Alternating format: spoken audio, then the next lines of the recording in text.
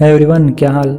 तो अब जब तुम टाइटल और थंबनेल देख कर आ ही गए हो तो यह बॉय, यह बातें होगी वांडा की, यहाँ डिस्कशन होगा वांडा का, तो यहाँ प्रेजिंग ही होगी वांडा की।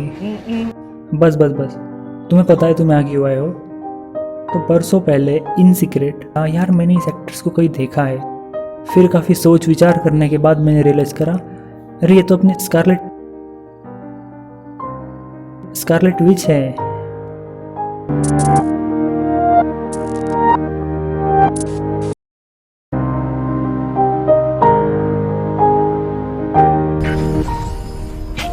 शुरुआत करते हैं शुरू से। वांडा से हम इंट्रोड्यूस हुए कैप्टन अमेरिका विंटर सोल्जर में, और वो पहले ब्लैक थी, फिर वाइट बनी, फिर से ब्लैक बनी, एंड देन अगेन वाइट, और एक सीरीज़ में ग्रे रहने के बाद इन द एंड ब्लैक बनकर ख़त्म हो गई। सच में, तो अगर तुम थोड़े से भी इंटरनेट की गलियों में घूमते हो तो तुम जानते होंगे वांडा अभी मरी नहीं है, जिंदा है। और ये तो ऑब्वियस ही है, वांडा का कैरेक्टर डेवलपमेंट पूरे MCU में वन ऑफ द बेस्ट है, और मार्वल इतने स्ट्रॉन्ग कैरेक्टर को ऐसे ही वैसे नहीं कर देगा। So she will be back baby. और वो ब्लैक एंड वाइट वाली बात मैंने इसलिए करी कि अब कुछ कैरेक्टर्स होते हैं जो विद द पासिंग डेज अच्छे होते जाते हैं, इसलिए हमें पसंद आते हैं, और कुछ होते हैं जो बुरे से बदतर होते हैं और तभी हमें पसंद रहते हैं। लेकिन इस अच्छे बुरे की दुनिया से परे वांडा एक ऐसी कैरेक्टर है जो स्वार्थी किस्म की व्यक्ति है, जो स्वार्थी बनी उसके साथ घटी हुई बुरी घटनाओं की वजह से। उसने अब तक जितना दुख देखा है पूरे MCU में उतना सिर्फ थॉर ने झेला है। और फिर भी देखो थॉर आज कहाँ है। लेकिन ये वीडियो थॉर की नहीं है, वांडा की है। तो इतनी स्वार्थी और अड़ियल होने के बाद भी हम उसे पसंद करते क्यों? तो सीधी सी बात यार, वांडा उसके काबिल है। मान लो तुम्हारी कुछ दुश्मनी हो गई वांडा से, तो बस वो इतना करेगी तो समझ जाओ तुम्हारे लग गए। और अगर गलती से भी वो तुमसे प्यार करती है तो समझ जाओ तुम्हारे चक्कर में वो यूनिवर्स और रियलिटीज़ को तक तबाह कर देगी। मतलब लिटरली मरने के बाद भी वो अपने प्यार से प्यार करती है, और ये वजह है मुझे इतनी पसंद है और मैं इस पर वीडियो बना रहा हूँ और तुम देख रहे हो।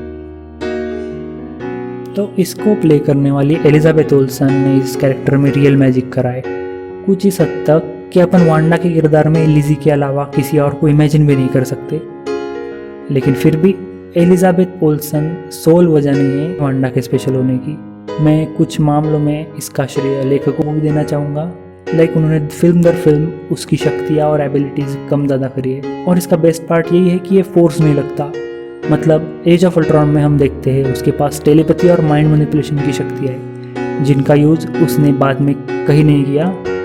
लेकिन ऐसा नहीं हुआ कि वो शक्तियाँ बस एज ऑफ अल्ट्रॉन में प्लॉट डिवाइस बनकर रह गई, उन्होंने इसे फिर से इस्तेमाल किया मल्टीवर्स ऑफ मैडनेस में। अब इसके बीच में सिविल वॉर और एंड गेम में तो रीज़न यही हुआ कि वो टीम वर्सेस टीम फाइट थी, तो वो क्या ही आउटशाइन करेगी। और इन्फिनिटी वॉर में जब थैनोस से लड़ने की बात आई तो वहाँ वो पहले से ही अपने दुख में थी, और थैनोस काफ़ी स्ट्रॉन्ग था।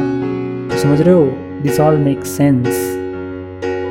और इसके विपरीत टेलीकाइनेसिस, जिसे एज ऑफ अल्ट्रॉन में ज़्यादातर प्रेफर नहीं करती, लेकिन सिविल वॉर के बाद वही उसका प्राइमरी टैक्टिक हो जाता है, जिसकी वजह साफ है कैप्टन की ट्रेनिंग। इसके अलावा वांडा के इमोशंस और मोटिव्स भी मूवी दर मूवी बदलते गए।